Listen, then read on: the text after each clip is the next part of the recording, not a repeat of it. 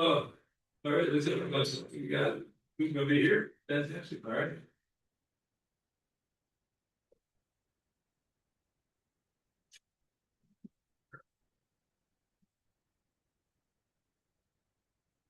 Good afternoon, team. Wow, wow. Good afternoon. And we are excited to see everyone during the day instead of the night. And welcome. Let's see, call to order. Okay, we're not gonna do the pledge of allegiance and invocation until tonight. Okay, so call to order, and it is Shar. We're the first time we gone through the budget process, but we've seen us. Yeah, we did it last year. Yeah. So as a regular item, we gather in February to review the budget led by our very capable CFO.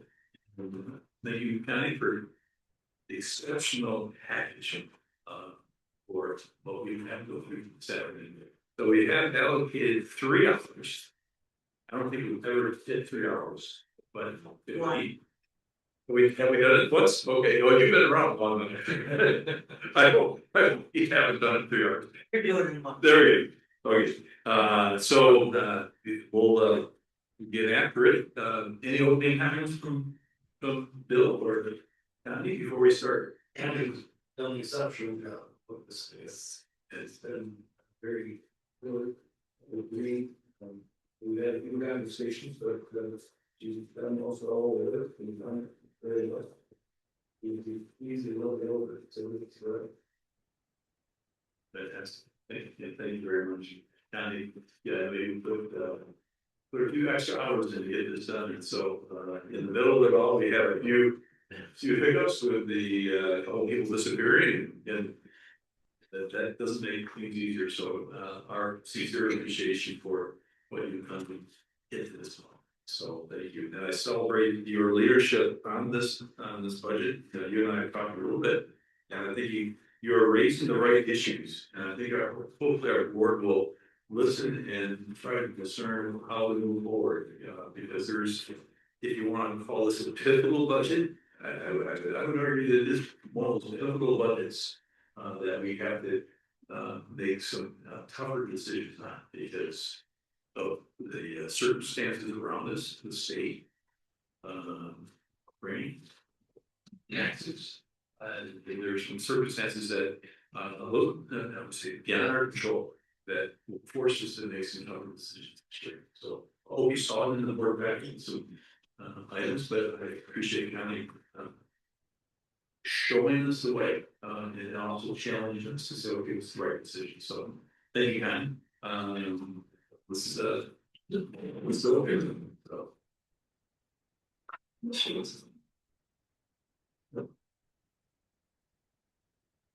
There we go. Better? There we go. Thank you. Good afternoon, everybody. Thanks for coming. As in past years, I have a prepared presentation, but I certainly encourage you to interject with comments and questions throughout. And for no other reason than to give my voice a bit of a rest. I'm not used to talking for this long time at one point. So just a reminder, budget is just a plan. Nothing is set in concrete. Things will change during the year. We'll make those adjustments as necessary, but just don't think that this is the one and only opportunity to adjust budgets.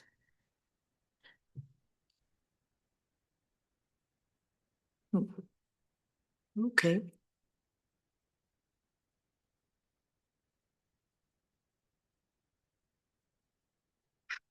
Is it ready yet, Krista? Or? Okay. So just a minute, I think. So I think, before you can formulate a budget, you have to look and see what's happened in the last year, because a lot of what happens in a year can formulate what you do in your budget going forward. So as far as a year in review, we started out on a really positive note with the new fiscal year with getting the community center proceeds in. In total, we got $4.7 million in proceeds from the community center fire. Spring saw the opening of the long-awaited pickleball courts, much to the delight of our many pickleball players in the community. So that was a big win. I think they've been very well received. We also have been doing some planning for the Land and Water Conservation Fund grant, probably more that one than the Windstrom grant, to add restrooms and parking out here, as well as refurbishing the trails in Windstrom, which were in need of quite a bit of work. So that's great. We also had the opening of the historic hangar after a light facelift, so to speak, serving as a venue for township activities as well as for private rental by individuals. Of course, we also had some staff departures, as you know. But I think I can speak for the staff in total when we say that we were glad to have Bill Cousins come back and serve as an interim and guide the ship through the difficult time. So thank you, Bill, for coming back. In November, after many delays, we did finally get the columbarium delivered and installed. There's 155 niches, and there is just, we have sold 15 so far. I think a lot of them were sold in the very first month. So eventually, if demand continues for that, I think they have plans for 3 more, but those will be staggered out over the years. Short-term rentals, after a lengthy delay, we were given the green light to start enforcing the ban on short-term rentals, and by no means is the situation over or a dead deal. We'll be having some legal maneuvers, I think, for at least the next year for sure, but at least we can start working on that. And then finally, next week, we hope to make the payment on the Coast Guard station and have that wrapped up before the end of the fiscal year. So I know Bill's excited about that. You know, We submitted the grant application for the reimbursement through today, so through that process. Just a matter now of submitting the paperwork as far as the receipts from the purchase and the deed back to the state, and then they'll send us the check. So moving that forward too. Is there any other remote that we can use, Krista? I don't think it's too far. Okay. It's actually switching around in here, I'm just not switching in. Just taking time, but a lot of new stuff. If we face this way, we'll work better. Don't be sure this would, or you just tell one of us to change it. There's the only one, okay, or one of us. Sure, otherwise, if it's not, I'll take it, and you just tell me about it. Just give them a slide link. Careful.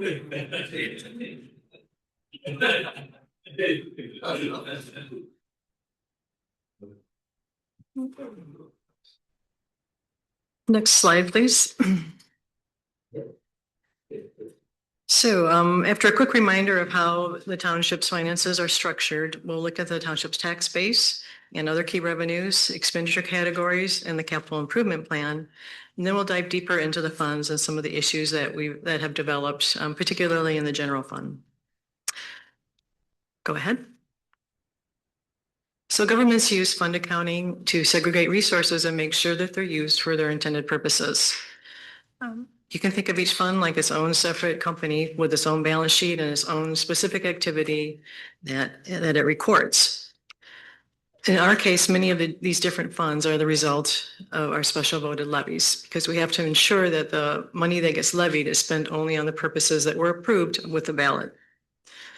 We have 10 budgets that we prepare funds for. Under Michigan law, you cannot budget a deficit, which is defined as fund balance plus revenues is less than expenditures. West Michigan Airport Authority is really just a pass-through entity. We take the money in and we send 100% of it back to the airport authority. Next slide. So here's the fund overview. Let's take a look at resources. All funds, go ahead. Total revenue is 11.3 million. About 71% of our revenue is taxes and revenue sharing. So our tax base or our revenues are not diverse, which is not what you would necessarily want to see, but is pretty typical for a municipality. Thankfully, taxes are generally considered to be, very steady and reliable. Revenue sharing, as we've seen this year, perhaps not so much. The budget also includes $827,000 for the 2 grants that we have. I don't know if they'll be able to be done by the next fiscal year, and I hope so. We've got a pretty good start on things. And then the rest is various other items. Go ahead. Just a quick pause on the 11.2. The 50 grand as the township is slowly growing 11 during your tenure, where did Sure. you start or where did you see us when you total revenue chart? I think the very first year, I want to say it was 5.9 million for the whole budget. So now we're at 11.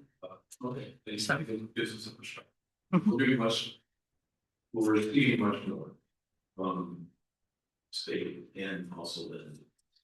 Texas. And I resigned this weekend. Oh, I'm sorry, okay, thank you. Revenue assumptions, taxable value is increasing 5.8%. Once we apply the Headley rollback, which we don't know yet, it'll probably be around about 4.3% increase in tax revenue. Revenue sharing, I think if you've read the letter or the summary, you know that it's decreasing because the sales tax on fuel purchases of the pump has been eliminated. Now, when I did a little research, I found out that that made up about 8.7% of the total constitutional revenue sharing. For us, what that means is about $175,000 cut in revenue sharing revenue, and that's all general fund. Investment income assumes slightly lower interest rates. I don't think that they're going to plummet anytime soon, but I think we might have a few inches downward. However, there is less principal available. The budget has 2.4 million expenditures over revenues. And then also, although we have a $600,000 grant for the Coast Guard station, it's a reimbursement-based grant. So we'll be sending that money out next week. It's going to take a while, I think, before we get reimbursed for that, unfortunately. You say slightly lower interest rates, what are you seeing? I just dropped it by 3%. So, Just a clarification for those who might be listening to the public, when the $175,000 estimated loss in gas revenue, when that decision was made in Lansing, mhm. that there was no recouping it elsewhere. It was part of the overall budget. And I think the intent was the money that they saved on this would go into roads. Mhm. But we don't do roads. Right. And so it just is gone. You know, so maybe Iowa County Road Commission might get something or MDOT get something, but we've literally had there's no recoup of the money in another avenue of funding. So that's just $175,000 that's gone. I just want the public to know that this is not a show game where sometimes they take here and put back here. It's not here. Mhm. In addition to that, this came in the middle of our fiscal year. So we already had a budget that used half of it up, and then we had this loss we had to somehow fix in the last 6 months. So that makes it a little tougher for the local government. So you quickly went over a particular fact that, again, I want the public to understand the board. Taxable value increases 5.8. The Headley decrease would take that down. Correct. So even though the taxable value from our assessor value has gone up 5.8, Headley takes it back down. So there's again, proposal A from years ago always takes those numbers that we put out as this is what we're seeing, this is value about, but in the Headley value would take us back down. So there is these, bump up and then there's takeaways. I just want to be sure you understand there's more takeaways this year. Right. The Headley rollback applies to the millage itself as opposed to proposal A, which is reflected in taxable value. Also, we have continued decreases in cable franchise fees. I took a look at it in between 2019 and what we expect to get in for this fiscal year. It's 26% lower, which is quite a drop, unfortunately. And I don't think that that's going to change. They could, and they have done this a couple of times. They've increased their rates and it bumps up for a little bit and then more people cut the cord and the revenue goes back down. So the handwriting's on the wall for this revenue. It's going to continue to go down, in my opinion. So just as a reminder, nearly all of the cable franchise fees get transferred to the capital improvement fund for capital purchases and construction projects. So although maybe the net effect on the general fund isn't so great, it does of course impact our ability to fund construction projects. Go ahead. Assessing focuses on assessed value and taxable value. Assessed value is generally considered to be about half of the total cash value. Taxable value came about with Proposal A in 1994, and it was designed to limit growth in property taxes and provide more stability for homeowners. And I think it's been very effective for homeowners, and it's nice for them, not so nice for the municipality. If we were to look at how much revenue we collected on taxable versus assessed, that difference is $3 million. So that's what Proposal A costs us in this year alone. And it's been in effect since 1994. Taxable value under Proposal A, you can increase taxable value by more than the rate of inflation or 5%, whichever is less. And during the high inflationary period, we did hit that cap twice. The first year, I think it was 23. Yes. 2023, I think it was 7.1-ish, and then the following year it was just a hair over 5%. The problem here is that this lower value remains. You don't ever recoup that again until the property changes hands. Go ahead. Difference between assessed and taxable value. And over time, this gap widens, this difference that costs us tax revenue. And you can really see that in these later years here where we had the high inflationary period where home values really went up quite a bit, so that the gap, of course, goes with that. Still, the tax base is very strong and it's very stable. Even during the Great Recession back in 2010-ish, the largest loss that we had in taxable value was 1.64%, which compared to a lot of other municipalities is quite a bit lower. The change in taxable value, we have seen a slowdown in new construction. It hit a high, I think in 2023, at least for the last several years, of 33 million. For this new tax season, new construction is about 22 million. So what that 22 million brings in is about 75,000 across all of our funds and all of our levies. The tax levy breakdown, obviously public safety at 1.5 mils is our largest levy.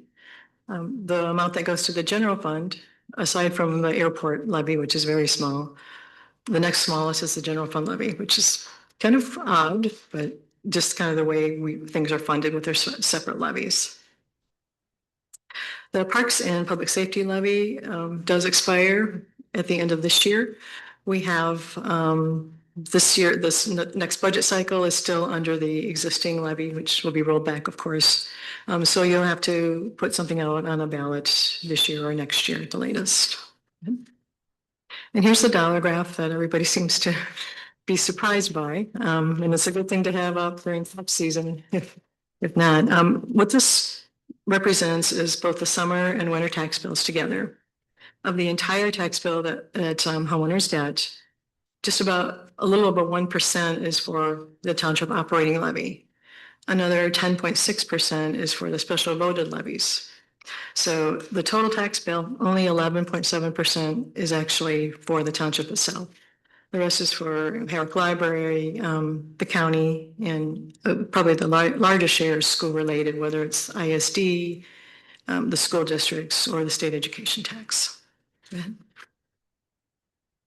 So how do we rank? I think it's a good idea as a gut check to kind of see how we compare to communities around us. In terms of the allocated levy, Park Township is the lowest in the county. In terms of the total levy, we're a little bit below average. We're the 9th lowest total levy in Ottawa County. So it's important to note that this is not an apples to apples comparison. Different communities have different amenities and services that they are willing to pay for. So it doesn't represent, these levies don't represent identical services at each community. Just a clarification, when you say allocated levy, that would be your general fund levy. Correct. So that's the element we say allocated. That's the one that the board has control over, no vote. we have control over that general levy. Right, you have control over it up to about 0.96 or so mils. Because we don't levy our maximum currently. Revenue sharing. This is the problem child this year. But still, problems with revenue sharing, we're starting a little bit more. It depends on what the sales tax collections are at the state level. So it's highly dependent on the economy. So it's less stable and reliable perhaps than property tax. And unfortunately, it's about half the revenue in the general fund. So for quite a while there, between 2016 and 2020-ish, you can see that the percent change was hovered around 5%, which is pretty good for our budgets. We had a big bump up in 2022. That's just the census adjustment. The state was a little bit late in applying it, so the amount of increase in revenue sharing for 2020, 2021, and 2022 all hit in 2022. After that, of course, the percent change went down quite a bit. And when you started, I think in 2024, I guess is 23, 24, the percent change is about zero. So it already wasn't really keeping up with the expenditures that it's meant to cover for us. And then, of course, for next year, it's going down 8.2%. And we believe it'll be down another 1.8% the following year. For budgetary purposes, I assume we would be through the full 1-year cycle at that point. And so for 28-29 fiscal year, I budgeted a 2% increase. But there's a lot of unknowns right now. So we have different fiscal year and then what the state does. So it's kind of hard to tell when we're going to see all of these decreases. So the number's not set in stone. We won't know for a while yet. The first revenue sharing payment that's going to reflect that change in the gas tax will be the April payment, which will be for January and February collections. And that's the gas tax started, that was removed beginning January 1 of this year.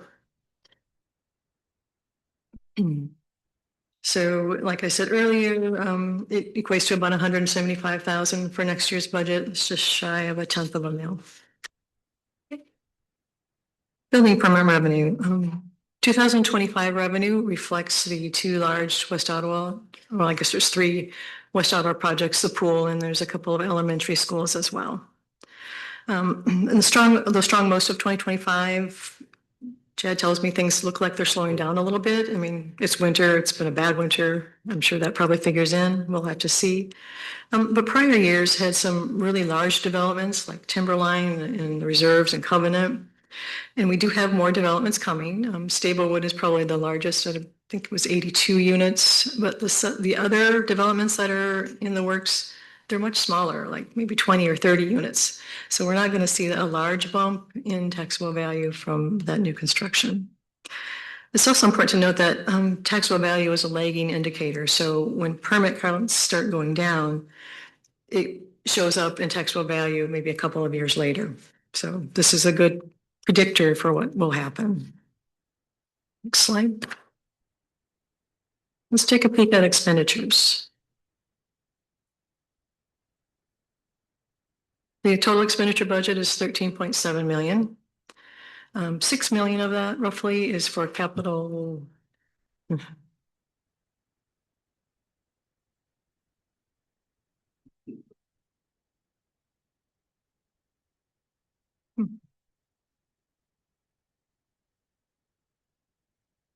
Krista, could you advance it, please? Can you advance it for me? Okay.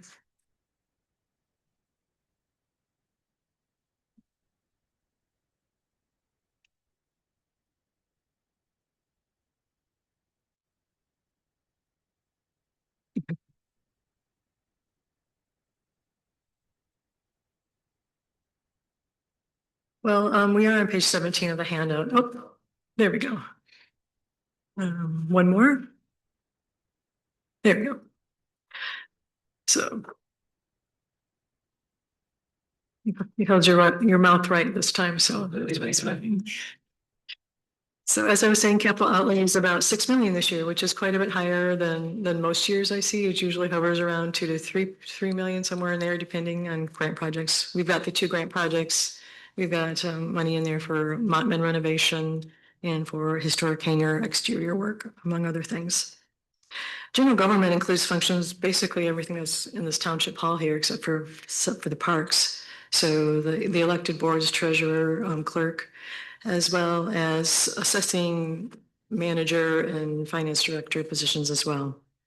Public safety obviously would be the fire and EMT programs and the contract that we have with the sheriffs for community policing. And in the general fund, actually building inspection is considered public safety as well.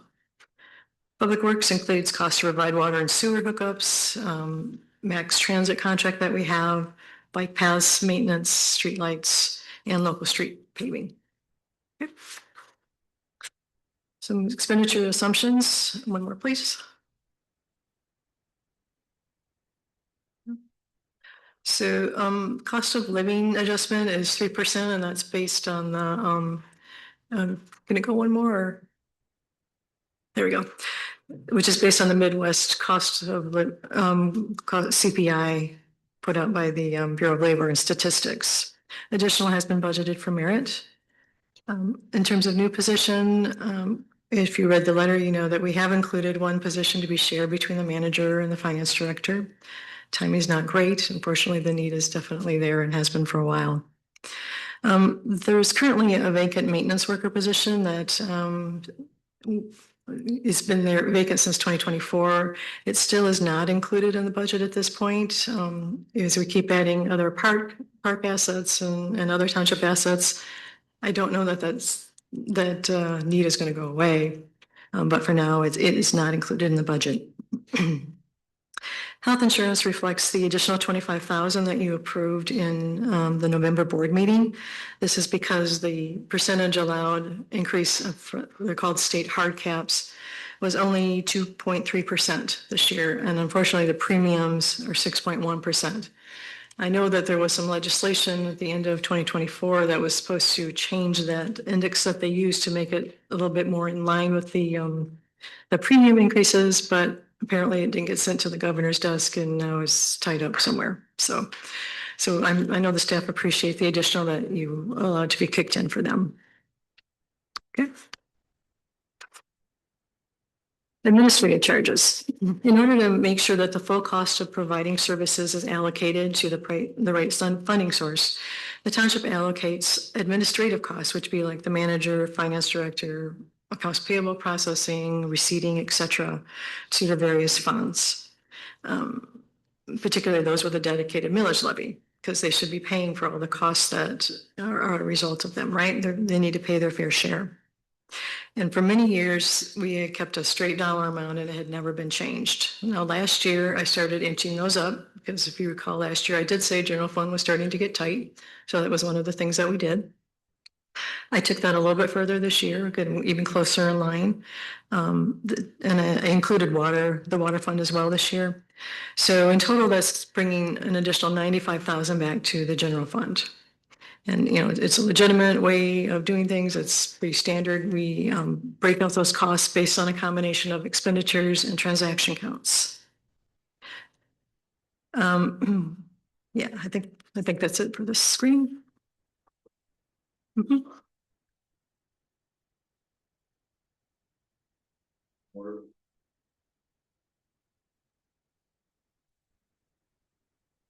It was artificially, we didn't charge as much as we should have in previous years. We tried to keep it lower, but general fund is not in a position to subsidize the other funds anymore. And so that's just representing this here. Does that answer your question? Okay. And the other change I made was with regard to insurance. Now, previously, it was part of the allocated costs under the administrative services, but when I took a closer look, that wasn't a really good way to allocate it, particularly now with the 4 EMTs that we've hired. Firefighter EMTs have a much, much higher rate for workers' comp, and any of the rest of us who just get paper cuts is about the worst thing that can happen to us. So, and when I looked at the premium, 64% of it was for firefighters. So I took the workers' comp policy, auto, and property out of the indirect cost allocation, and I'm charging it directly based on what the premium is saying. And that lowered insurance costs in the general fund closer to what it should be by $55,000. So that helped the general fund a little bit too. The budget still includes contributions to the capital improvement fund, which is primarily the cable franchise fees. And we currently have it maintained at $200,000 for the local streets fund. Now, in years past, the fund balance policy directs us if our fund balance in the general fund is higher than the levy or the maximums that we set in the fund balance policy, we would transfer that over systematically every year to the capital improvement fund. I don't have anything budgeted for this coming year or in the future because the money just isn't there to be doing that. I don't see us having anything to transfer. So that's another change this year. The current year, which was based on the prior year, it's always a year later, was only 93,000. So it's not been huge, but we've done. Just one of the questions, said the majority of people from Steve's where they be, where is it messing up? The last tiny little bit, which I think nets out to maybe 30,000 that stays in the general fund. Legal fees, this I'm sure is not a surprise.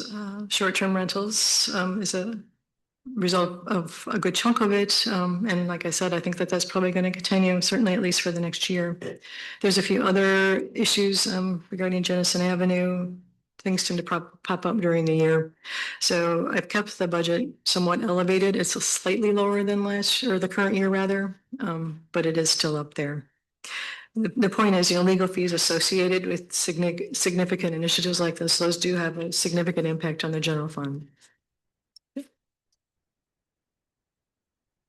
Capital projects. I did give you an updated capital projects budget here. I had gotten the longer term projections from the fire chief, so it includes everything that's on there. He has made a point of saying he knows that this is probably a lot more optimistic than what will end up. This, in his words, this is more of an ideal rather than what probably will end up happening in terms of replacements, particularly with the fire trucks. Capital Improvement Fund, the previous graph, there was a big bump up in 2930. That reflects $4 million in water system capacity increases, and that was for the Quincy Street to Butternut on Quincy Street from Butternut to 144th and the Ransom and 160th loop capacity increases. Now, for several years, this keeps getting pushed back. So we can hope that it continues to get pushed back. We'll have to see, but just know that it's out there yet. Correct. Right. Right. It's in the water system fund, and it shows up in the consolidated systems capital improvement plan. So that's where we're getting the numbers from. If all, you're still going to transfer it all to the consolidated water plan, we end up increasing the rates so that we would be sufficiently resourced. But I think we were under let's say with money reserves. Are we at that point now where we're sufficiently funded? It looks like a pretty good spec. Are we sufficiently funded in that water resource area? Well, it's a little different because we don't do any we don't collect any water revenues per se, like on the water bills that residents get. That's not us at all. It all goes to consolidated and BPW. We cannot control the rates that they're charging our customers as well. What we do have control over would be the hookup fees and the trunkage fees. A couple of years ago, we had a study done on the trunkage fees and they were increased at that point. Wouldn't be a bad idea to have those looked at again. It's only been a couple of years, but the frontage and trunkage fees in particular, I think increased significantly. Jan or Jim, you think we were undercapitalized, we just put it over, and then we back with our, and it looks like with a large reserve, it looks like we made Well, what's important to note now is we're not responsible for replacing what's already in the ground. We're only responsible for capacity increases. So, and you have some control over what the capacity increases are going to be by what you approve in terms of zoning and planning. Okay. All right, let's get to the fund analysis. In total, the budget is, we expect to have ending fund balance of 23.7 million. It sounds like a lot, and you talk to people and they say, well, we put all this kind of money, all this money, why do you have any money problems at all? But the point is, a lot of our funds are designed to accumulate resources for capital replacements, like the bike paths and the local streets and well, parks in an ideal world. So we should be having money accumulate there. And then it gets spent when you do a large capital project. What's the peak and valley in that balance for the first of the year? Is, I can't imagine it's 23 million. No. What is it, 4 or 5, 10 million? What's the valley? Well, We take cuts tax twice, but there has to be. I'm glad you pointed that out, because at 3/31, we've just finished up our tax collection season, and that money is what gets spent for the next 9 months until the next tax season starts. Slow decline. Right. Well, we've got a couple more collection periods yet, and then, yeah, it'll go down from there. Okay. So when you have funds that are using fund balance, it isn't necessarily a big red warning sign. It's just going to depend on why they're using it. So if they're using funds that they've been accumulating for a few years on a capital project, then that's okay. You just want to make sure that you have enough revenue coming in over time to fund those replacements as they occur. We do have a couple of funds that are also have expenditures over revenues that are not due to capital, and that would be the general fund and to a lesser degree, the parks fund. So you do need to make a point of distinguishing between using fund balance for capital replacements and using fund balance for operations. Go ahead. Okay, so in assessing fund health, I look primarily at 3 things: revenue and expenditure trends, fund balance, and cash flow. General fund highlights. It's the total expenditure budget is 4.4 million, and currently expenditures exceed revenues by 286,000. Legal expenditures, while lower, remain elevated. We also include $50,000 for the Project Clarity project. When I was looking at some of my paperwork, it looks like that our initial commitment ends another 29 or 30. I don't know if anything has been approved since then, but I just point that out. But we know that, and I'm afraid you're right, yeah. the water, I think, cleaner exponentially to eliminate that funding. So I would. That's probably a plan. Yeah, well, it is included in the projections going forward, but thought I'd mention it. It's also the last year of the 3-year supplemental enhancement for the community enhancement program through the MAC. So that helps a little bit in the following year. The budget, like I said earlier, includes the 1 new full-time position. It reflects higher election costs due to midterms for this year. It goes back down again next year to ramp back up again in the 3rd year of the projection for the presidential election. So here are some numbers. It's probably going to be hard to read on the screen, certainly, and probably not much better without glasses, certainly, in your handout. But it shows that general fund budgeted expenditures over revenues currently stands at the 286. And in the year following, it's 263, followed by, I need my glasses too. 380. Thank you. So we have historically, but this doesn't really tell the whole story, unfortunately. So we have historically kept the building department activity in the general fund, as opposed to being its own separate fund. However, under construction code, what the building department collects for permit revenues can only be used on building department expenditures. So every year at year end, I do an entry and I restrict that in fund balance because it can't be used for anything else in the fund. Okay. And normally there isn't this huge divide between the two, but now that we've added some of these larger permit fees with West Ottawa for the pool, there's a bigger difference between the revenues and expenditures. And so it becomes more relevant as we look at the health of the fund. So if we go on to the next screen, I've added that on there, and it tells a little different story. So when we take that piece out, because we can't use those excess building permit revenues, the deficit or the shortfall is significantly worse. For next year, it goes down to 431,000, 393,000, and 484,000. So we don't have a clear picture on revenue sharing. Typically, budgets do get underspent. Historically, it's been about 200,000 a year. However, it's not a given. We don't know what's going to happen. Things can change. States can suddenly change your funding. We can have another lawsuit, God forbid. So I think that, last year I felt that we could leave a small deficit or a shortfall. I don't feel that this qualifies as small anymore, and I think that action does need to be considered. So how did we get here? Tax revenue is only about 13% or 14% of revenue. So even the 5.8% increase in taxable value, which is pretty decent, it only gives the general fund another $32,000, which doesn't go very far in a $4 million budget. State revenue sharing is 45% to 50%, somewhere in there, depends on the year. But you don't want to just maintain the same level of funding and revenue sharing or the same revenue for that amount, because it has to fund expenditures that continue to go up every year.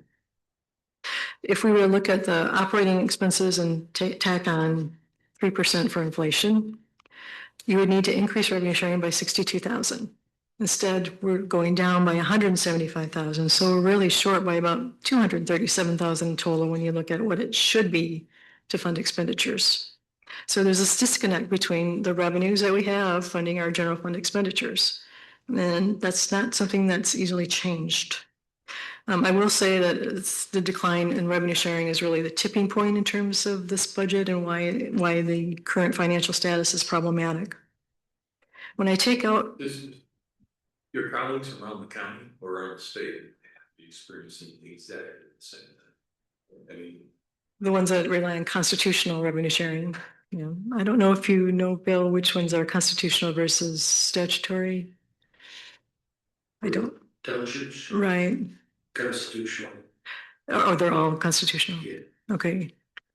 Yeah, so I would imagine that's hurting them as well. I don't know that they have looked at the projections yet. We're 331 funds, so of course we looked at it already. so I just want the public to know this is not an isolated case. Right. For Absolutely. This is state law. It seemed like for a long time we thought there was going to be replacement revenue, and at the last minute it fell through. So when we take out revenue sharing and look at all of the remaining revenues, including taxes, the total revenue for those sources is only going up 1%, less than 1% actually. So revenue that covers expenditures in the general fund just isn't growing adequately to cover expenditures. On the expenditure side, we've talked about legal fees already and midterms, new positions.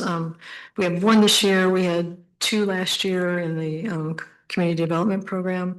And then we had one of those replaced a part-time position. And then the year before that, we had one more position added in the clerk's office that was also replacing a part-time position as well. Just a clarification on the final year of the CPA supplement, we were using the theory pandemic dollars. That was the intent for a 3-year period to use pandemic dollars. Right. We also, if you recall, are using 800,000 of that money for the Coast Guard station. So when we take out this year's $50,000 payment, that's only going to leave about 50,000 left of the pandemic funds. Here's the fund balance analysis. The graph shows fund balance as the dark blue bar, expenditures as the light blue bar, and the two lines as the minimum and maximum target for the policy. In the general fund, we need about 70 to 75% of expenditures, and that's because we get revenue sharing payments every other month. The other funds that rely pretty much completely on taxes, they need more like 90 to 95%. The dip in 2024 reflects the move of the fire department out to the public safety fund. You can see currently it's just meeting the targets, but by the end of the 3-year cycle, it's no longer meeting that target. And cash flow is okay for next year, but if things continue as they're projected, cash flow is going to start to struggle a little bit as well. As far as capital replacement goes, we only have some small things that get taken out of this fund for small building repairs, portions of maintenance trucks, tools, etc. Any big projects, certainly like the expansion that we were hoping to have, can't come out of this fund. It would have to come out of capital improvement. So what are our options? We can maybe talk about that a little bit more after we get through the rest of the funds, but obviously there are some expenditures that are discretionary. Some of the discretionary are probably necessary. You can allow a small budgeted shortfall based on the history of under expenditure.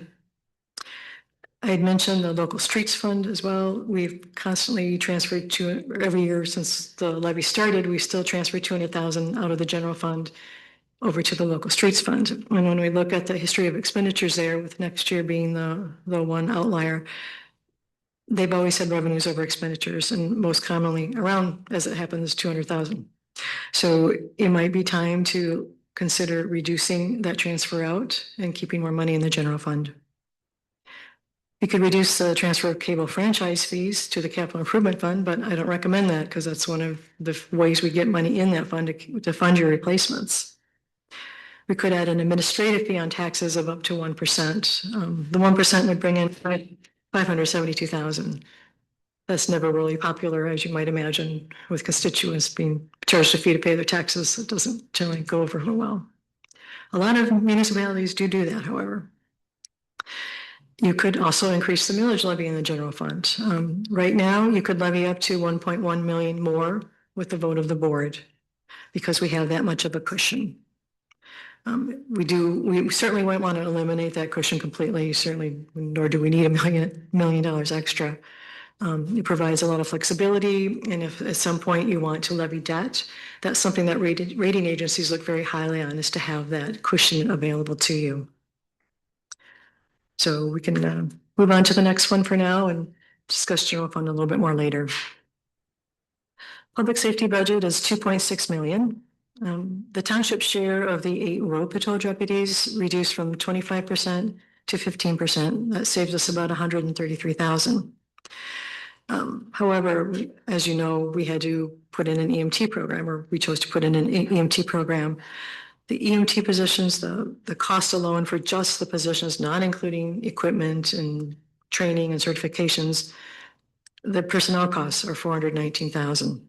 So we still have quite a bit to make up. So that 1.5 mil levy that we had for public safety, this wasn't built into that number. They're not adding any new positions. Certain operational expenditures are increased to reflect the Coast Guard station. So a little bit of utilities and repair costs. The chief has also included $150,000 this year, next year, and the following year, for a total of $450,000 for renovations to the Coast Guard station. Again, I think he knows that that's probably an ideal situation rather than what may actually occur. And as I talked about in the general fund, insurance administrative fees are increasing to more adequately reflect their share of these expenditures. So public safety is one of those funds that's supposed to have a mix of ongoing operational costs and periodic capital replacements. Cash needs are higher because it relies pretty much entirely on the levy. We usually look for it to have about 95% of operating expenditures as its fund balance. Fund balance activity on the left reflects the Coast Guard station with $600,000 state grant and the $800,000 from the general fund pandemic-related funds. Please note that even though the fund balance doesn't go into the red, we should be saving money every single year for capital replacements. This was built into the original millage, but even that, at the time of the original calculation, was low because you're starting kind of mid-cycle. So you don't really have as much time as you would normally like to have to build that fund balance up. So that's problematic to begin with. So basically, when we look at what our fund balance projections are, it's not going to be able to fund the really large fire trucks as it stands currently. So I don't know how long we're going to be able to hold off purchasing some of those. I think, in his capital improvement plan here, he's got them earlier perhaps than certainly what's going to end up happening with that. But issue, so that graph that is on the right-hand side, 28, 30, 32 are the significant capital purchases of equipment. Right. Just want to be sure I understand what the growth spikes are. So they're a little bit closer than I had hoped they would be. But like I said, I think, when we looked at some projections before, he's got, I think, the fire trucks being replaced every 20 years. And I think when we worked on the original projections, they were pushed out to 25 years. So know that what's in here is probably not necessarily what will transpire, but still, there's an issue there. Okay. But on the other side, too, typically, you purchase your trucks or keep them longer, you can affect our ISO rating with the insurance companies, which then increases, higher ISO rating increases the cost of insurance for the commercial entities in town. It does a little bit for residential, maybe $30 a year, but on the commercial side, it can be a lot more expensive. But just something to keep in mind as we go through that process. Does the board have any input into how this village is spent? Sure. Absolutely. You say the voter? The fire board. Oh, the board. The public safety, Oh, that's absolutely. it's, looks like things are being spent that we necessarily haven't talked about. Am I the only one that missed it? Was it in already? Well, he's already talking about 150,000 this year, next year, and following year. Oh. Weird, I must have missed that meeting because we haven't talked about it or anything like that. This is the time we talk about it. Before we approve it in March. Village was passed and decided, I was just, I don't know if. What do you know about this presentation? Right, but we haven't had any discussion at all about what to do with this air station. It sounds like it's already being planned. I think it's pretty proper in place. I mean, so we have sort of approved, maybe it's correct. I was under the impression because there's some simple regulations for $150,000 over the next year, 2 years. I think this is new, that there's a 3 year spent on each. So I thought it was just kind of refreshing, painting the ceiling and stir, but I think we need to have a big mistake. I agree with you, Jim. I don't know if this is the right time to ask, but we're going to be sharing this Coast Guard station with a couple other entities. Are we charging them? You should. Yeah.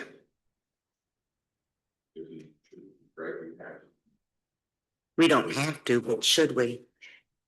We charge all of our departments an admin fee within. Why shouldn't we charge something for them to use the building? Who else is using it? The sheriff department and the DNR. The DNR's one pays.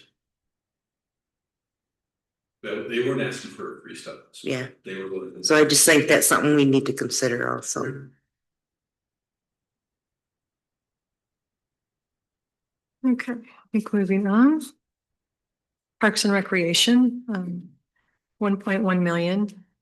We still are not able to fund any significant capital improvements from this fund. The reason that they're a little bit under their revenue this year is because they have a vehicle replacement that's coming out of there. What I've been trying to do is have the types of capital purchases that are related to maintaining the existing equipment, as opposed to new renovations or new developments or even major capital construction. So I think that's probably the main reason, although we also have budgeted a update to the asset management plan, which we last did in 2017. It helps us know when we might expect replacements to have to come, so we can plan accordingly, make sure that we have the money set aside when needed.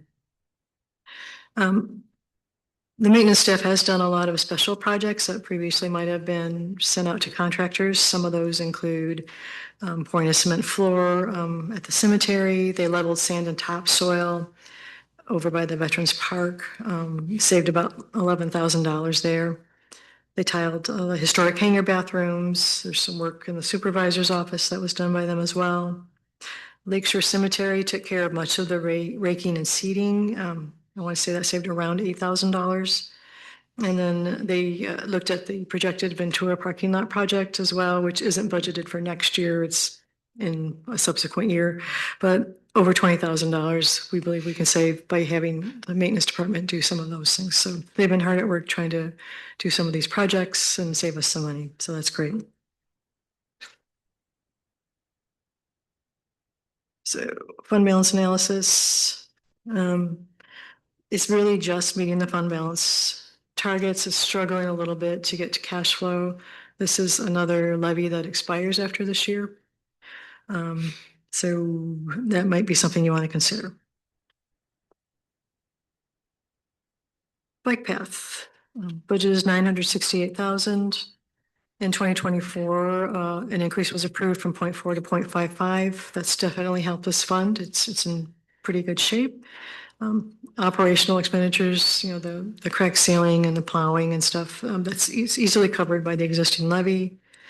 We also have an update to the asset management plan included in this year's budget as well. We did have a condition assessment done by the MAC a year or two ago, but that didn't tell us when we would have to replace it and how much it would be. So that's the point of having the asset management plan, because it gives us a better idea what the future needs are going to be. Capital expenditures in next year's budget include reconstruction of wood walls and resurfacing a couple of paths. It seems like lately the expenditures have been more about retaining walls than actually paving the paths themselves. A lot of the retaining walls are wood, and that hasn't held up terribly well. So you can see, the fund balance is growing nicely. Eventually, when we have some of the larger paving projects, that will come back down. That's all I have here for this one, other than to say, I think it's in pretty good shape for the next several years. And then this next slide, it was just the condition assessment. It said 31% of all bike paths were below average or worse, but the rest of them were all average or better. So all in all, not too bad. Streetlights budget. New millage rates went into effect last year. I'm sorry, not new millage, but new assessment rates went into effect last year. We did bump those up a little bit. Unfortunately, electric costs have also been increasing a lot. And I had read Consumers Energy requested over a 13% increase.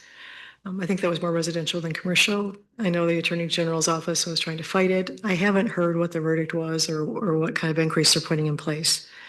But that wasn't really that high of an increase, wasn't figured into the revised assessment rates. Consequently, cash flow isn't really covered again.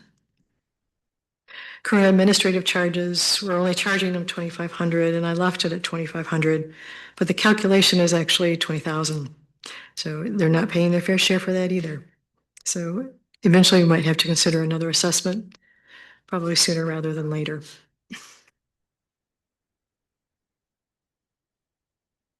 I think we already went through this budget, and again, not meeting this cash flow. Sewer fund. We talked about this a little bit earlier with regard to water, but the same is true for sewer. We're not responsible for replacing what's in the ground, strictly for capacity increases. What we have on the consolidated plan was replacing pump stations 9 and 10 in roughly fiscal year 30-31 at a cost of 1.8 million. Fund balance is anticipated to be 3.3 million at the close of next year. So that fund's in pretty good shape. Capital Improvement Fund, larger projects included in this year. We've got $3.7 million budget are the 2 grant projects, the Mottman Center upgrades, Township Hall expansion, historic hangar exterior work, and the weather sirens. I know that there's some new funding for public safety through the state. They haven't rolled that project out yet. We're going to see if maybe weather sirens might be something they'd be interested in funding. We're certainly going to give it a try if we can. But so we're kind of held off a little bit on purchasing those to see if we can make that work with some other funding. There is a lot of activity going on. So we wanted you to see what we have in terms of funding on the next sheet. I think this merits a little discussion of explanation. A couple of board members and that have them on the center upgrade.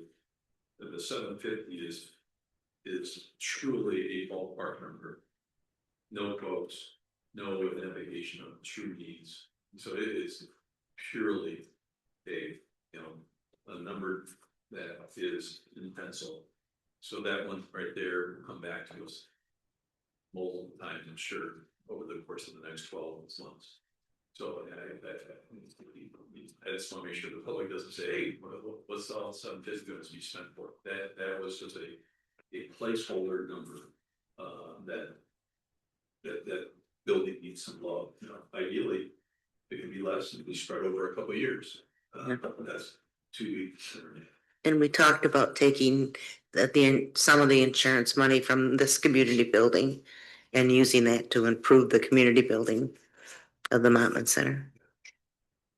The township hall expansion, there's a couple items on that merit is a little more explanation. Bill or Connie, can you give us a little bit more on that $300,000 ballpark? Well, it's 314 and the 14,000 are basically security improvements to the south entrance. I think that was recommended by our deputy in terms of exposure for active shooters, things of that nature.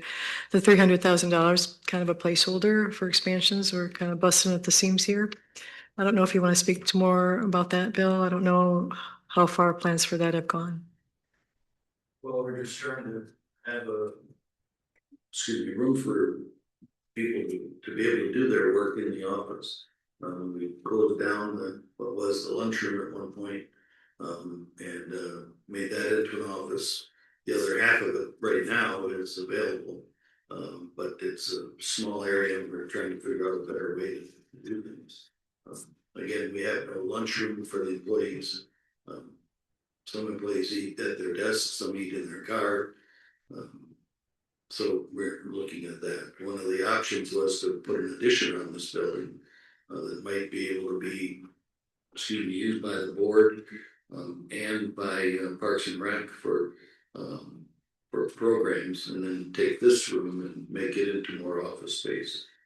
So it's kind of up in the air to what to do and how to do it, but thought we'd at least put a placeholder in there so we could move forward as we get a little more detail as to where to go. Again, no plans have been, asked for, but there's, one of the, for instance, they alluded to the safety. There's, our front interest is not arguably safe in the active shooter realm. And so that's something that, we make sure that we bring up the stuff. So there's some things, again, that's a placeholder. The historic hangar exterior work, Bill and I had a conversation about that. That could be one of those things that we wait and see, or, do a light renovation or a light restoration. But again, it's again, nothing, Bill. That building just went into use for rental activities last year, and it seems to be fairly popular. We've got a number of rentals already set for this year. The question is what improvements do we need to make that building even more accessible for the user? Right now, the hangar doors on the north side of the building are take a little bit to get them open and closed. And we've had a couple of renters who said we need help getting the doors open. They move, but they're on well, it's built in the 40s, so it's a 50, 60, 70-year-old railroad track that was move on, and that needs to be replaced. So we're looking at options for that. Obviously, they're kind of expensive. If we go to a totally different door system, does that ruin the historic look of the building? Are we better off eliminating the building and starting over? In the meantime, there's improvements that could be made to the parking lot to make that look better, work better. Although there's a lot of hard surface land there right now that maybe just needs a little striping to be better used. The brick itself could be cleaned and restored, which will take a bit of expense. We could do maybe a light cleaning on it and paint it, and be good for the next 5 years while we decide on the rest of the items. So there's a lot of fluctuation there as to what can be done and again what should be done to have it as a usable place for the residents. Any questions for them? I just want to make sure we understood those numbers. Again, there's no quotes.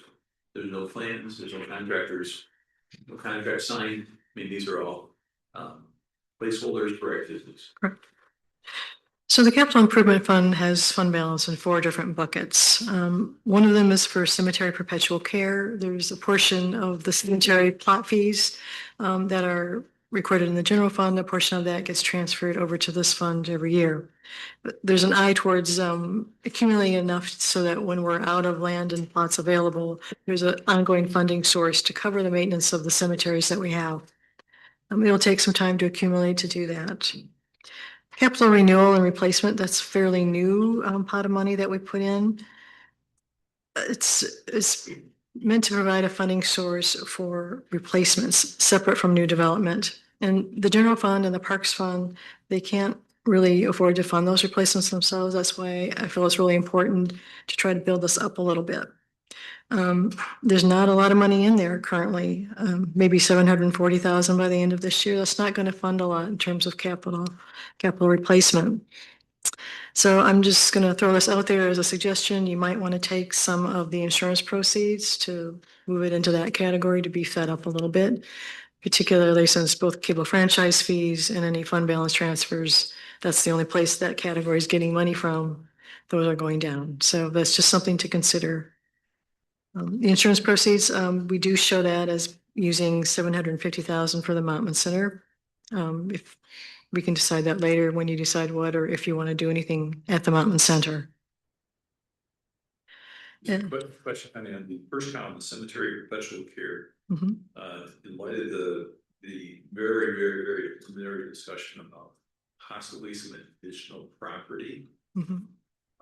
is a cemetery plot purchase, is that multiple, over a course of time, is that even out, if we were to buy a piece of property in the purchases of plots, does that kind of pay for itself, sort of like calendarium, the niches ultimately will pay for the calendarium? I haven't really studied that closely, and I don't know how many plots would be available in the land they're looking at, so I would have to look into that some more. Hopefully, and this Mhm. is something.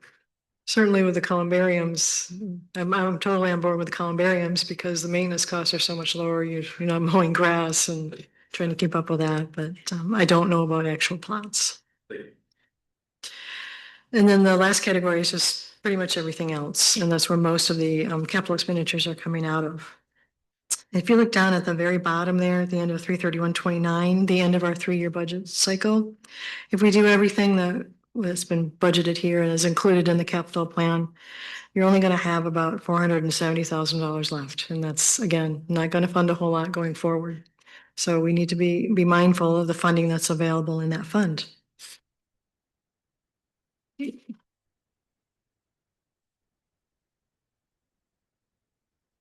Local streets. The budget is 1.16 million. We're spending a little bit more this coming year than we do normally. Trying to get some of the roads that were in not so great a condition. I think, was it going to be make sure that all of our roads were 3 or better on the Pacer scale? Is that what Yes. extra stuff doing? So we're getting rid of those 4s, and I don't know if we had any 5s or not, but No, we didn't have any fives then, thank you. yeah. So they're using 58,000 of fund balance, which for this fund is totally fine. As I had said earlier, normally or historically anyway, revenue has exceeded expenditures. So for this current year, we expect to have about 220,000 left over. There was 265 the year before that, and in 23-24 it was 520,000. So I question whether or not the general fund needs to keep contributing 200,000 towards that, particularly given the general fund's current status. I also question it. We've been doing it for several years. However, since that we started to give the 200,000 towards the roads, the county now has a road millage also.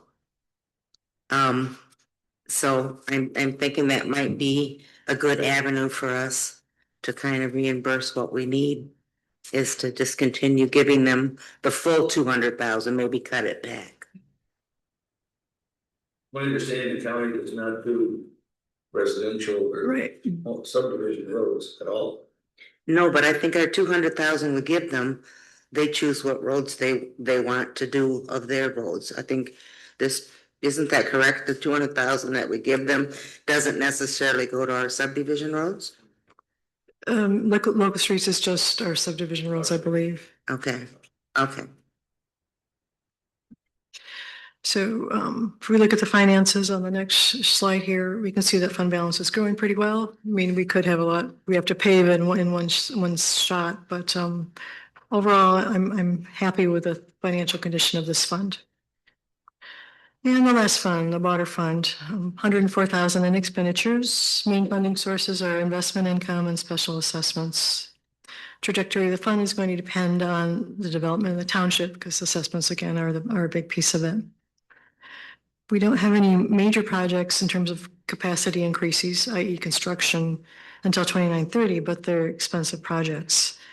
Quincy Street water main is $1.5 million, and the Ransom 160th Loop is 2.4 million. Those are scheduled for 2930, so they're beyond our 3-year scope, but they're right around the corner. And if we look at the next slide, we can see that that would pretty much wipe out the fund balance in that year. So again, we can hope that it gets pushed off a little bit longer in time to build that up a little bit, but that's where it stands currently. So summarize, overall, we're in good financial condition. I know this hasn't been the most optimistic or uplifting budget presentation, but it's important to remember we don't have any of the legacy costs that a lot of municipalities have in terms of pensions, employee health care, et cetera. But when we don't levy our maximum, those are all really strong indicators for us. But some challenges persist as we have discussed. The change in the revenue mix that happened when the fire department moved out to their own fund has resulted in a revenue stream that's not keeping up very well with expenditures. Tax revenue is increasing because taxable value is increasing. State revenue sharing again is down. Development, it's kind of hard to judge what's going to happen with that. A lot of it depends on the economy, it depends on timing of the individual projects. It's pretty hard to predict. Wages are increasing due to the projected step increases in COLA, and contribution towards the healthcare did increase through your board action in November. So we have a lot of significant capital investments, and the updated capital improvement plan identifies projects through 3037. So I think that that's all I have at this point. You've got a few discussion items, the general fund financial situation, capital projects, and any other requests or comments that you have. So for that, I'll turn it over to the board. I would note one of the best things in this whole discussion is we've not talked about bonded projects. We haven't borrowed any money. Correct. And that can really make it tough at budget season when you've got those kinds of expenses that have to be made no matter what. We do have some of those as far as health insurance and that kind of thing, but we don't have any big items that really can drag you down. It's a really big one. Well, yeah. Thank you, Connie. You got laid out many other challenges that we have for, and I'm going to say that that's quite an attempt, and please help me. We have a revenue challenge problem, and we have 2 millages that we reviewed independently, which will either likely correct our revenue challenge in those 2 areas if we make some changes. We also have a allocated board directed millage that we can adjust as well. So if you were to make prior to, and these are all conjectures, this is a budget discussion, so we're not making decisions today. Discussion only, no decision. If we were to say, okay, is there solutions to raise our revenue by changing the allocated percentage? Be realistic about what our fire safety millage should be, so it self-funds itself. So there's no more pull from the general fund. And then we just get real honest about what it takes to manage the local parks. And do it well, because it's an amenity that our community really wants. But the village, those two villages have to be reflective of what it takes to run a park in a run fire safety, run a safety program. At this point, based on your budget, based on their sharing of expenditures and revenues, both are not, both of the departments do not self-fund this. They're pulling out of the general fund. So I think we just have a reality check. You might have to find the reality of what we have here, that because those two villages don't fund what has to be done, the general fund will always suffer. Unless we correct that this fall, which is we're going to be in the same bill next February. So where did the money all go? Where did that from? It went to support the place and safety. And so I just think there's a revenue top line realities that I think we need. This is going to be contrary to what I want to say, but we need to raise taxes. It's just we can't continue to provide the same level of service at the revenue that we receive. Simple as that. I've been trying to figure out how to cut costs. We're not good at cutting things around here. We keep on expanding services, we expanded to EMT, expanded into water safety, expanded into another park. Where we keep on expanding bike paths. We have more amenities. And so I think we're doing more and more. But I think we have to say, okay, well, more and more means we need to raise more revenue. So I don't think we can comment on that. Or might over skis on this. Is this reality or? Yeah, definitely. I think we need to take a look at our revenue side if we're not willing to reduce any of our expenditures or level of services that we currently have. We've got to balance the budget somehow. Yeah. Comments from the colleagues, please. My thought is looking at our tax rate sheet, the last one in our book. We have the parks and public safety that are coming up. I guess my thoughts are I'd like to clarify what we need and ask for a revised millages on those accounts. And then possibly if you look at the allocated, we are allowed 0.9698. We are only levying 0.3276. And if we would increase that a little bit, we can do that as a board without going to the voters. But we also talked about an admin fee. I don't think that will go over very well. I think this is easier to get through and cleaner than it's easy just to say, yeah, we're going to charge you 1% more, but believe me, the feedback would really come at us. But I don't want to say it, but it's maybe a little sneakier way to do it, that they won't notice as much. But we definitely have to relook at the parks and public safety millages that we asked for. But I'm not against at all increasing our allocated millage a little bit also. I did some calculation on that allocated millage. If you were to see, I think we said,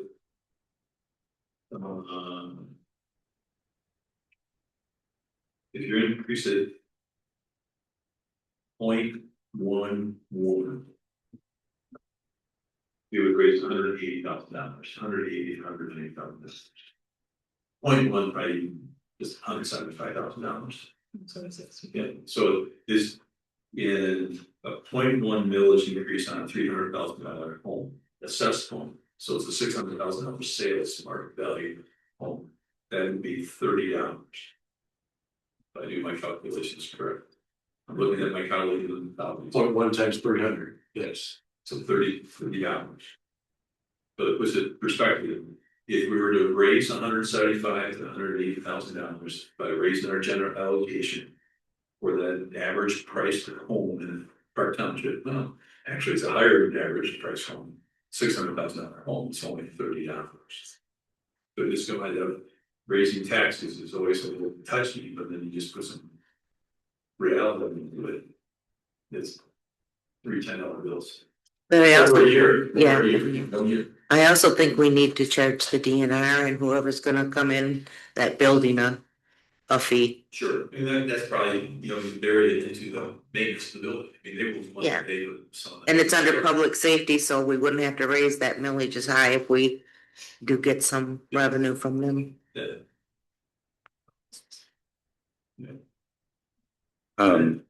Just a couple of quick comments. First off, Connie, awesome. I mean, it's really impressive. In your summary page, you made the comment the township's in overall good financial condition. I think it's important for us to remember we're in good financial condition today because of the decisions that have been made for the last decade or longer. And but it feels also like we're in this inflection point where, hey, we're not keeping up. Connie's very clearly shown over the course of the next 3 years how this can very quickly go in the wrong direction, and we could burn up, quote unquote, all the goodwill that we've built up over the last, call it, decade.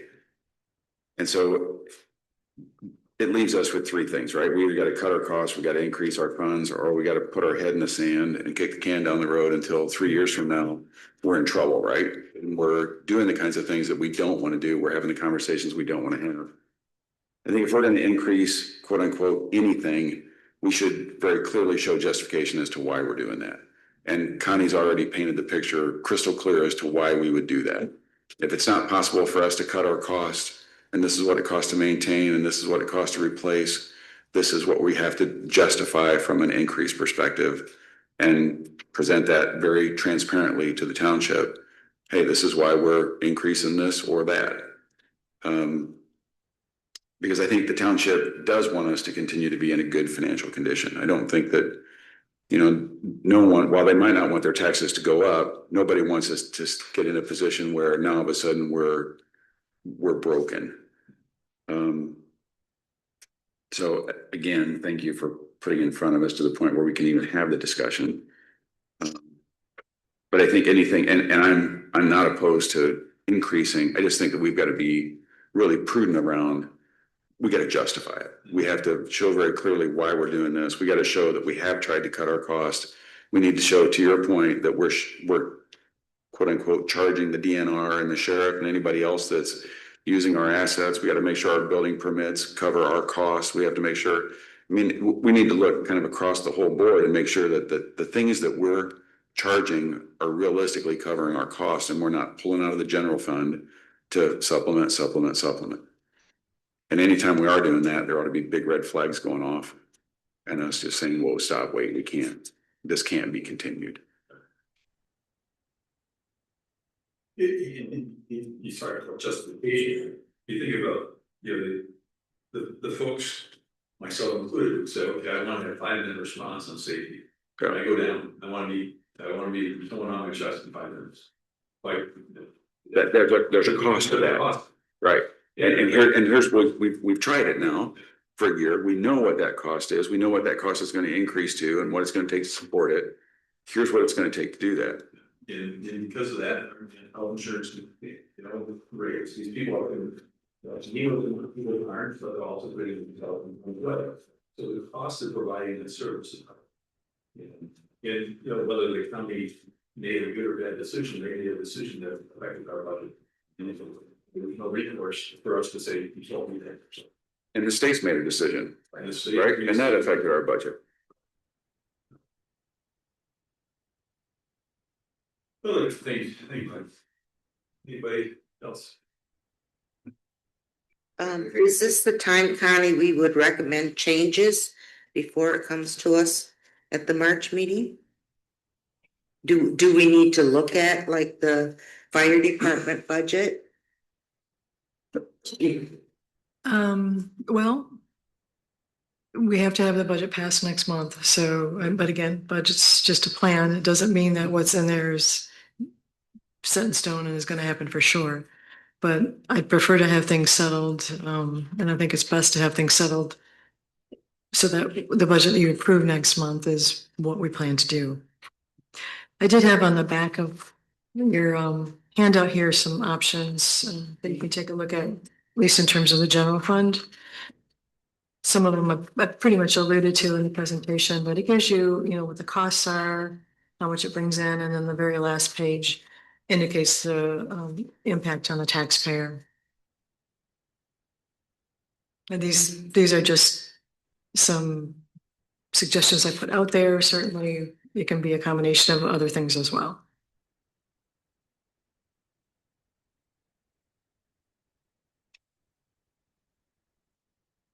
If, just for clarification, we're currently at, on the general mill is at 3.3276. Right. And so the example you're showing is go up to 0.4. Yeah, there's three. There's Yeah. 0.45, there's 0.5 and 0.55. Yeah. Yeah.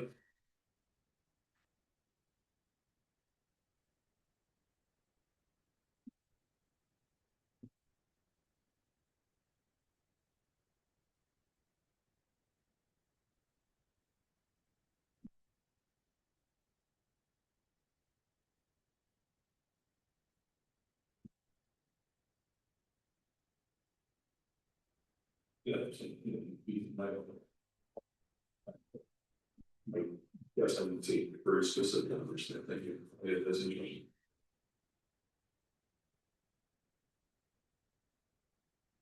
Yeah, just, I think you have a good question about, looking at the fire department spending, I guess I'm surprised because, and, maybe I shouldn't be surprised. They have $1 million machine, 08, and 30 or 31, another one 30, 32. We've never, and I guess I haven't seen and internalized that. You don't even know that for next month's budget. Like, for instance, we say, hey, chief, that's a bit aggressive, $1 million, or 800 million. That's just too much. You're not asking for that clarification, correct? No, but I think the department head should know if there's something like, say, hey, this is a little much, I agree, but I think without the meeting here showing the plan, it'd be almost remiss for us to say, hey, go buy the, whatever, there's a line item on a spreadsheet that says, truck, 800, no, 4. No, there's a boat, there's a 400,000 in 2028. But 2 years out, okay, Yeah. interesting, but it doesn't affect our budget next year. Correct. Yeah, the next year's budget's the one that we need to settle on shortly. Okay, so the 400,000, they might be asking on the scene. Right? I mean, certainly, yeah, it's already, if you don't have the money, you can build up in your safety village. Don't ask the general fund, right? General fund. There needs to be some oversight here. There's a lot of asks here. See, you have legal oversight. It's all about asking for more and more. And now, I've not seen a presentation about what is the priority for the safety aspect of the township. And I would like to know, what are the times? I don't think they can go there in 5 minutes. I mean, if you're here, you can't get to the north side of this township in 5 minutes. But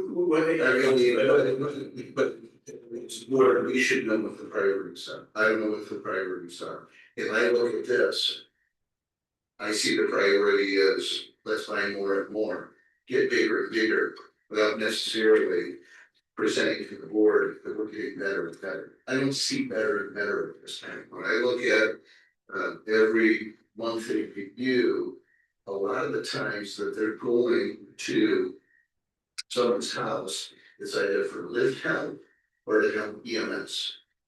Or whoever's there, the ambulance, whatever you call it. Okay. I don't see any presentations about, okay, here's the percentage of what we're doing And here's the function of the cost of it. Okay, I don't see any of that, but I do see this, and it concerns me. If we're gonna ask the public to renew a village for the public safety, which I think they should, that's my opinion, I don't necessarily want to see a vote. Because one, they get out to Lake Michigan, we're going to jet ski them, we can't vote. I have a vote, I know what's cost of 18. Okay? I don't see any maintenance schedule about paying for all the stuff that's being purchased. Then this is a big red flag to me. And I think the question, if I can respond to, I think that merits next week, Thursday, we're having a millage discussion. Right, I think, is that what we have planned? So the two millages that are gonna be on the ballot this year, sometime in 26, the board has to make a decision about, first of all, when, not necessarily the amount.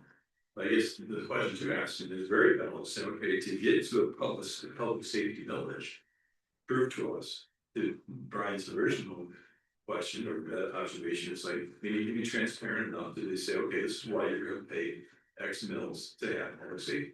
And so that to me is a presentation on the millage. We're not talking about that millage. To me, this is a millage, that the whole purple bucket is a millage discussion, a millage presentation. And that's, the budget of today is, we're finding out the budget can't pay for fire trucks and safety and healthcare like it used to. So to your point, I think we need to justify our millage. And a purple bucket, purple phase, it's not a meeting. And then so the budget itself is only the budget. Maybe I missed it. I might be as far as what the appropriate discussion topics might be for your budget. Right. The budget focuses just on next year in terms of, the fire truck replacement, et cetera. Well, that conversation is out there. I mean, expectations need to be managed for sure. But my focus right now is getting the budget passed. I think something that we also kind of do a focus on is that, like, we're going to build a $1.2 million bathroom out here. I mean, I know that's the parking lot and that's all that stuff. What's the operating cost of that bathroom? And who's going to bear that operating cost? We add things, and to Jim's point, right? If we get this boat, what's the operating cost on a boat? Right? It could be $100,000 a year. I don't know. Fuel and a person. I have no idea, right? How that thing's going to get used or where it's going to be or anything else. And I think we miss sometimes that it's easy to add and not consider what's the operating cost of the ad and what kind of things are going along with that. Kind of a complete side note, we put a lot of effort a year ago into the community center and the thought around, hey, we want this big community center, and all of a sudden it was going to be a $40 million thing with $1 million operating budget, and okay, well, wait a minute. But it does make me wonder, okay, what's a more responsible way for us to do that? We're talking about adding on to this building. Is there a way to incorporate a community? Is there a function that could be served by the addition to this building? The Mottman Center, would we be better off looking at the assets we already have, utilizing those assets in a community fashion, and be way better off using that insurance money in that kind of a manner instead of trying to build, again, something in addition to what we already have? I think the operating costs are going to get us. If I can say, just to add more on Jim's, what he was saying earlier with the fire department, I think they are proving better and better. We had the lady at mobile gas station, since we had full-time people. The saves, we hear them every month, every couple months, all the saves they're making. So ever since we hired those guys, things have improved. And on another note, Park Township has a cost recovery ordinance. So like if the fire department would go out on a spill cleanup and they have to use a lot of the oil dry and stuff, they can charge the insurance companies to pay us back for that. And that comes with, like, say, a big spill on Lake Macatawa or Lake Michigan or something. That's expensive stuff, all those booms and everything. I don't know, in the last couple of years, have we ever utilized that ordinance to get some of this money back? So just throwing that out there too, that's out there to help with the budget.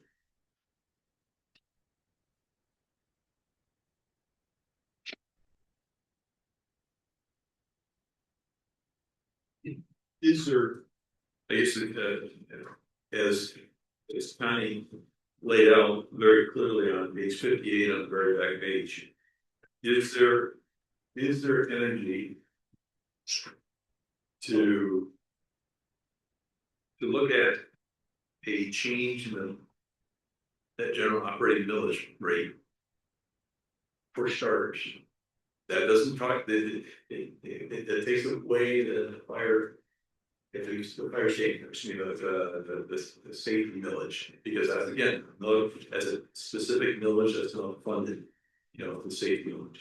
But to keep things clean on the operating of our township, are we inclined, I just see it, a nod, again, no decisions are made at this meeting, but is there a nod saying that I think it's something that we should consider?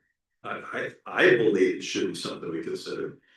0.45, 0.5, I'm a little nervous about 0.5, but maybe should it go up some to recover, not recover, just to come clean, get the budget looking better. I find that yes, sir. Takes care of the deficit and there's a little bit left over. So, yeah, it would take care of the deficit. The guidance showed up.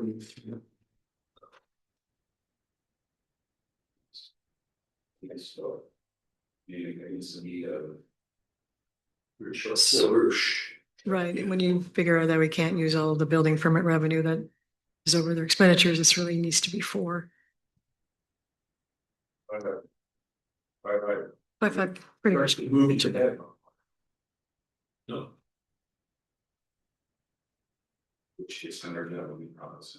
No, right, but I think that, if you were to get close to the 4, cover the 4. And if you were to clear out the general fund draw of safety in part by changing the village this fall. And say, okay, safety is, we prove our case that safety is gonna cost this much. The safety and to have this part gonna cost this much. We just have to take those draws out of the general fund, and I think county is displayed every year that funds that are self-funded, like the water fund, the light fund, all that. But some of these funds are self-funded, they balance out. Right now, that general fund is just like a piggy bank, and the 2 larger draws, keep drawing out. Simplified fund balance. But the piggy bank keeps on being drawn now. We're drawing, you're going into the piggy bank, there's not much left. And we haven't included in this budget, if I'm correct, any more improvements other than the parking lot and restroom for this park this year. Great point. And people are looking to us, what are we gonna do? But every time we go get a grant, we have to double it. All right, we got, $500,000 for the parking lot and that, we had to spend $600,000, instead of $700 in the management. Once from park, because we didn't keep it up for 20 years, we're replacing the entire trail for $600,000, it was like 300 plus new. So the park maintenance budget is sufficient for us not to prevent these expenditures. The Lake Stu District, in the same, you got Bruce Stu District, it's all in park. Well, when we put $25 grand into it every year, is it my money, folks? So it's the big. We have an infrastructure, the Brian's were doing a few months ago, we have an infrastructure that is costing us funds. And we need to have money in the budgets to pay for it regularly. There you go, 5-5. I think 5.5 is too big of a jump. We're going to discuss that.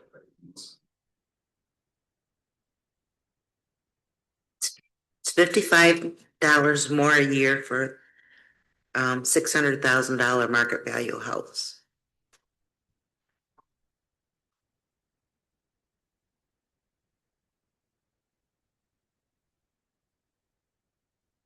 And would we rather do the big jump right away and not have to do a couple more each time? But we don't have to decide it, we're gonna vote on it next week, or next month, But yeah, we can vote on yeah. Oh, I know. No, I just want to voice my opinion because I won't be here. Yeah. Hey, is our friend Joan around? She is, Has- so she just raised her hand, so I was just texting her to see what she had. Oh, yeah, yeah. If she has a question or comment, we'd certainly entertain her, just for the public.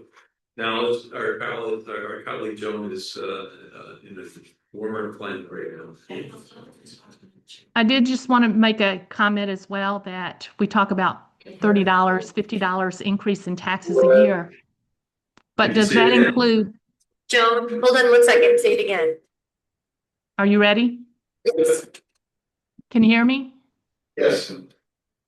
Yes. Hello? Okay. I just wanted to comment that we talk about $30, $50 taxes, additional taxes per year, but does that include the additional taxable value that our taxes are automatically going to go up? The 2.7, the 3% that they've been going up every year in addition to the millage cost. So you can't just calculate the millage cost increase. You've got to calculate that additional. So it's not just $30. It's going to be more than that. Just want to put that on the table.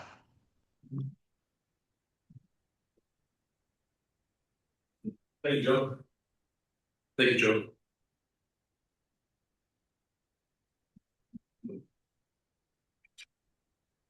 I just like to say, my sense is that doing nothing is not a solution. If we don't do a 0.45 or a 0.5 or a 0.55, if we do nothing on that last page, we are going down a slippery slope of not being financially free. And we're gonna have a hard discussion about the parts in the part of revenues in the public safety ones. Those are gonna be a hard discussion, just like this one. And so, yeah, I think again, kind of laid it out that the cost of doing this business of, township is growing and we can't put our head in the sand. I think another thing Connie recommended was the reduction of the transfer to local streets to 100,000. Yeah. What do you guys think of that? If we brought all of our streets up to level 3 this year, I think we'll give ourselves a year or two of wiggle room. Yeah. Bill, you looked at the list, is it more and more at level 3? Yes. Great. So. See how they get used during the year, another. Check on that. Sure. Okay. Moving in a good direction. Good. Donnie, you would have, Donnie, you would have more history than, definitely more than I have, but how close on the expenditure side in the general fund do we get just to the 100% that's budgeted? Every year? The last time I looked at it, we were around $200,000 less than budgeted. And it was for several years, it was around 200,000. So that's also a consideration. But of course, past experience does not guarantee future.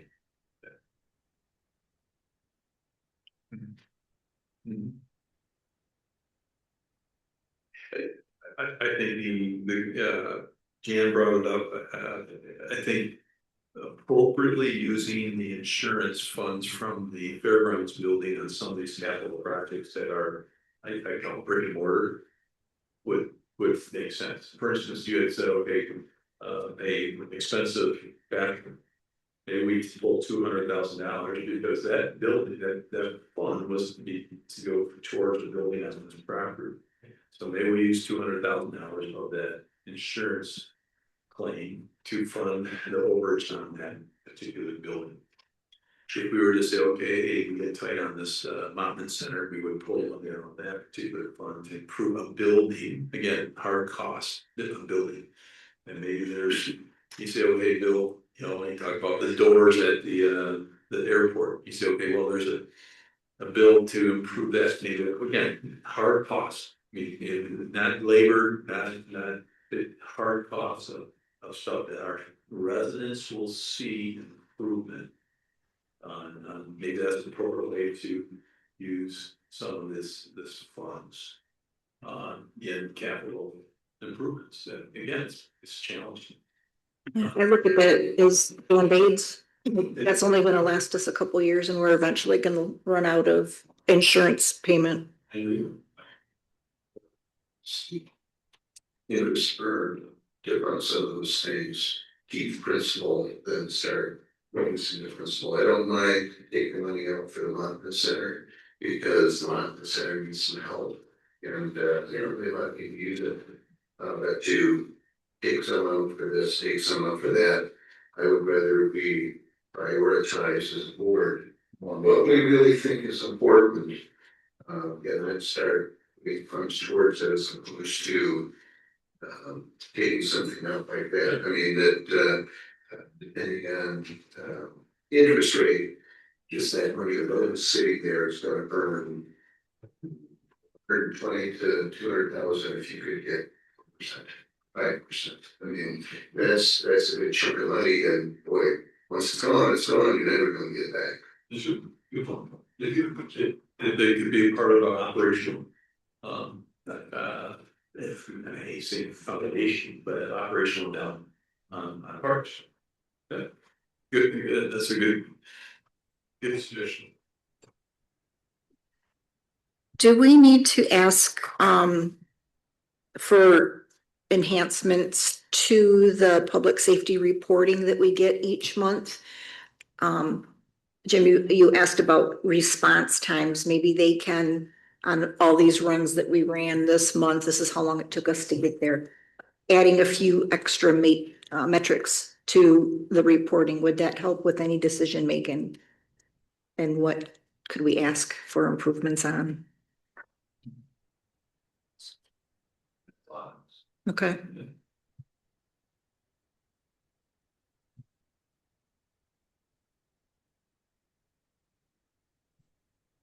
Any other questions for Connie? Do you have any other questions from us? Yeah, what do you want to say? Well, I'd like to have the 26-27 budget a little more settled by the time we go to adopt it, because you're adopting a dollar amount. And so I don't know whether or not you want to increase the levy or got some other costs. I can't put that in that resolution. I'm not saying you have to have everything decided, but ideally that's what works best. So again, we're not making a decision on the budget. So can I make a suggestion that you prepare 2 budget documents with 2 revenue solutions, 0.45, 0.5. And Brian said 0.5. I think that because I think we have them below in the past, and let's say British for sure. Okay, so if I make a suggestion that we would have two revenue solutions, that one includes a 0.5 mil general budget allocation and one at 0.5, and then we have a lively discussion next month about which one to approve. 4, 5, and 5. 4, 5. I say. And so it's imperative as well. I mean, the parks and the public safety levies expire this year is what you stated. Those have to go up for renewal. Would we add anything to that, or would it be just an even renewal as currently stands? I would say we pause that question until next week, Thursday, Okay. at our village discussion. Will you be at that village discussion meeting next week, Thursday? Apparently. We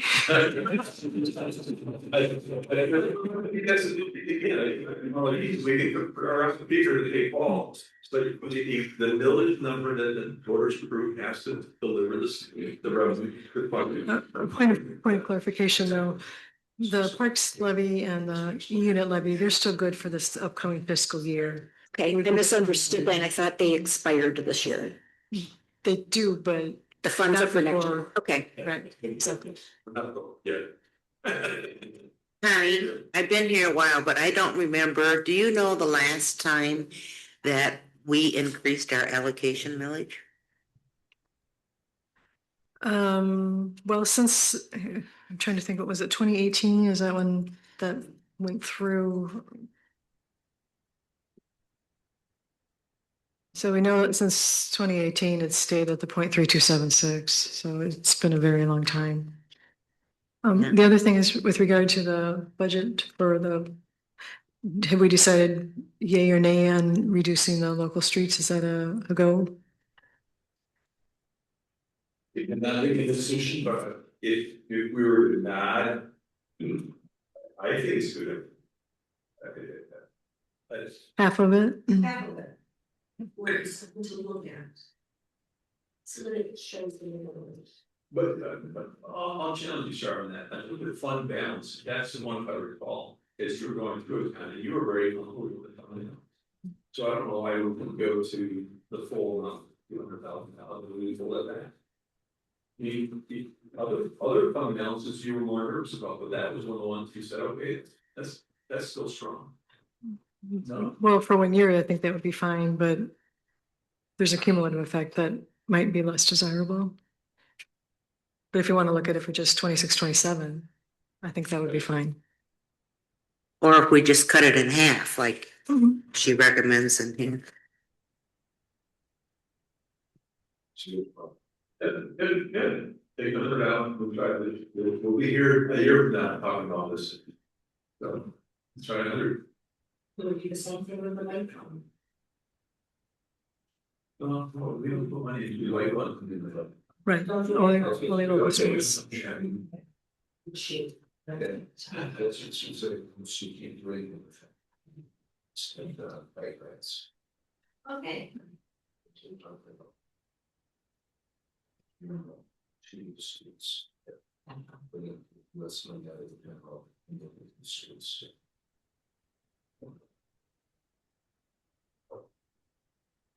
Any other comments? Bill? I will mention two things. So one, you'll get an agenda and supporting data this afternoon.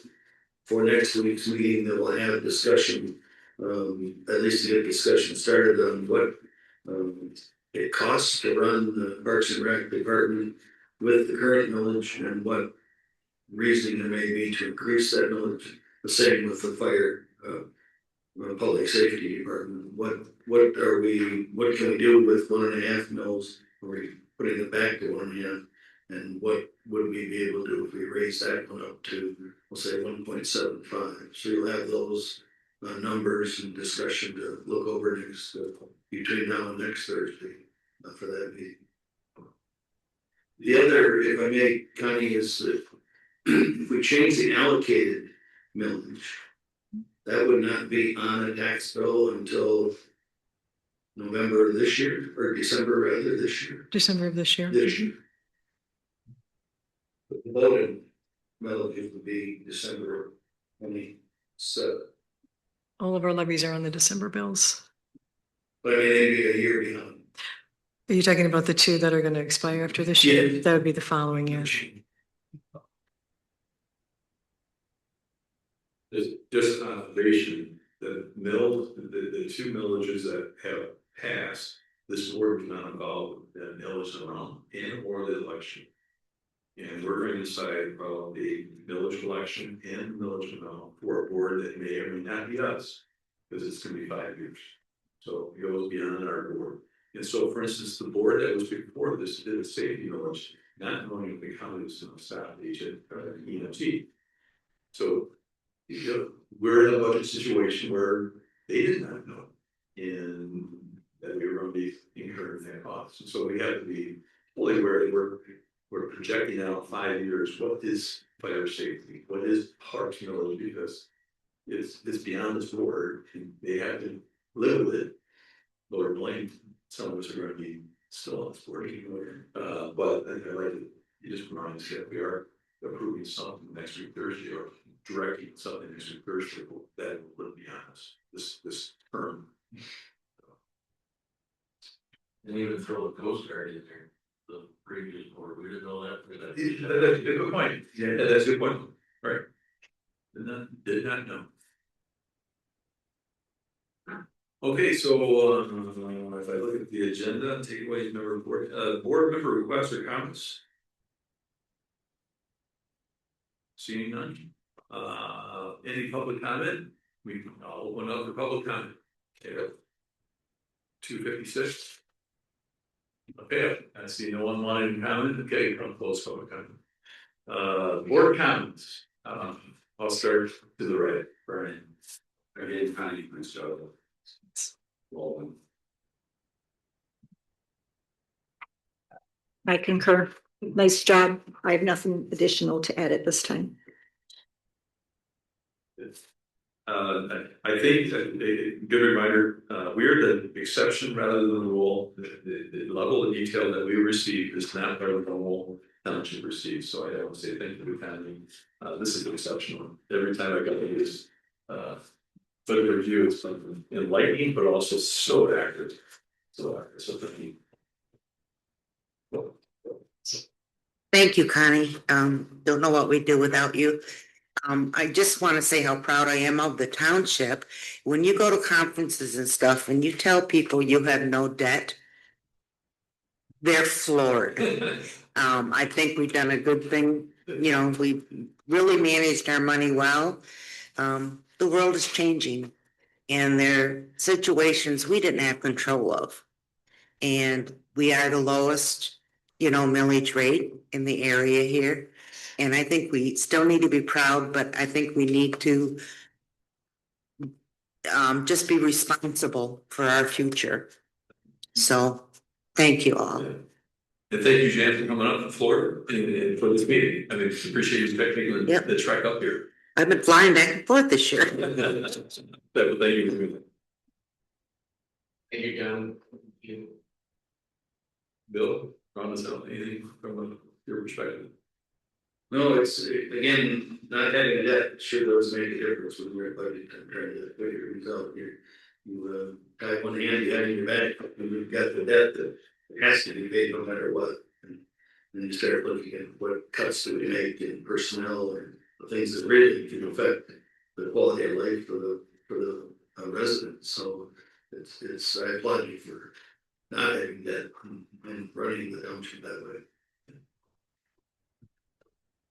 I can't help but look at you, Bill, and think this might be the last budget planning meeting you have. Could be. The last budget, Lord willing, last budget planning you had with us at Park Township. So thank you for your wisdom in the process. I know that it was a tandem, a tandem led by Connie, but supported by Bill, and I just want to say thank you for allowing us to have such a delightful, we say, the vision of what our planning is. Honestly, this is a great deal. Hesitate to add, you have a fantastic group of people working here, and that makes all the difference in the world. Yeah. All right, I'll take a motion to adjourn. All right, all in favor, say aye. Aye. Let's see.